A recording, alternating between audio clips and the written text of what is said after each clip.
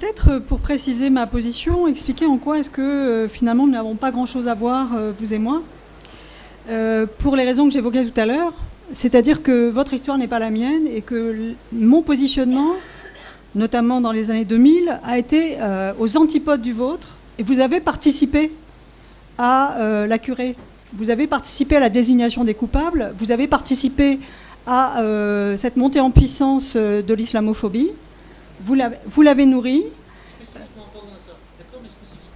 Non, mais je vais pas reprendre votre carrière, mais je peux vous dire que, y compris du point de vue des positionnements, vous faisiez partie de ceux qui désignaient les personnes qui mettaient en cause la laïcité, qui mettaient en cause les principes républicains. Je vais vous donner un exemple qui est actuel. À l'automne dernier, ma fille, qui est dans un lycée parisien, a eu un devoir dans le cadre de l'éducation civique en terminale. Le devoir était sous-tendu par un document qui lui a été remis par sa professeure et qu'elle devait commenter, comme tous les élèves de sa classe. Ce document comportait une caricature des années 2003, je crois, de vous avec Caroline Fourest, en train de fouailler ou de fourrager sur des histoires de musulmans, visiblement. Donc elle a donné ce dessin à commenter avec un texte de Caroline Fourest, et en contrepoint du dessin où vous êtes présent avec Caroline Fourest et du texte, elle a proposé un texte de Pierre Thévagnan, beaucoup plus récent. Donc ces désajustements qui consistent à mettre en parallèle, bon ça c'est peut-être une critique pédagogique qu'on pourrait faire à cette enseignante, mais ce dont elle témoigne, c'est de la prééminence d'un climat depuis très longtemps, dans lequel vous avez eu votre responsabilité, Claude Ascolovitch. Vous ne pouvez pas dire aujourd'hui, il faut lutter contre l'islamophobie.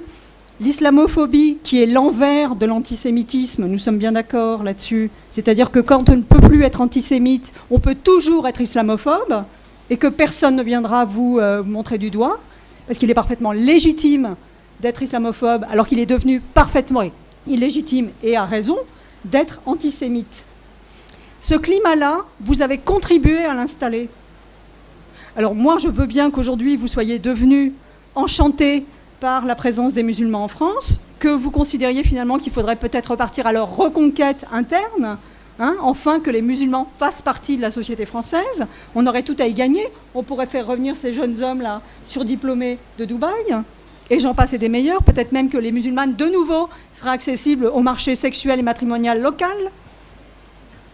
Je veux bien que vous en soyez là, mais ce que je veux dire, premièrement, c'est que je considère qu'aujourd'hui, de la même manière qu'avant, il n'était pas possible de, effectivement, s'accommoder de l'antisémitisme, il n'est pas possible de s'accommoder de l'islamophobie, mais pour ma part, je n'en fais pas une cause séparée de toutes les autres formes de racisme en France, et notamment de ce qui est en train de se jouer aujourd'hui, qui fait qu'on veut bien dénoncer l'islamophobie, parce qu'au fond, il y aurait toujours un racisme encore confortable qu'on pourrait pratiquer, celui à l'égard des Roms, par exemple.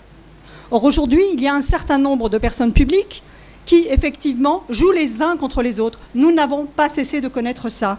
Les assassinats dont vous parliez tout à l'heure en introduction de votre exposé, nous les avons vécus en direct et nous les avons comptés les uns après les autres à l'époque où ils étaient pratiqués dans la totale indifférence et pour beaucoup d'entre eux dans l'impunité. Il y a encore aujourd'hui des assassinats. Il y a d'autres manières, effectivement, beaucoup plus biotechnologiques de maîtriser les corps des Arabes et des musulmans en France et des Noirs, notamment par le contrôle d'identité, par exemple, sur lequel personne n'a l'intention d'agir. Donc, je pense que vous redécouvrez ce que nous savons tous. La laïcité n'a jamais été en péril en France, n'est-ce pas?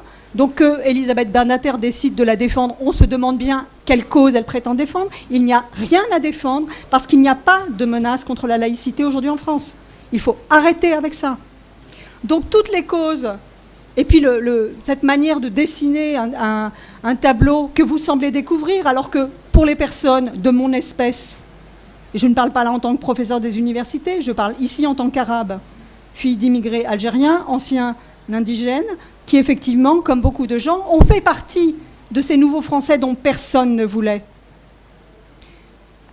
De ce point de vue-là, franchement, je m'étonne que vous ayez mis tant de temps à découvrir la réalité française. Parce que pour nous, elle était non seulement omniprésente, mais elle a été pesante pendant des décennies.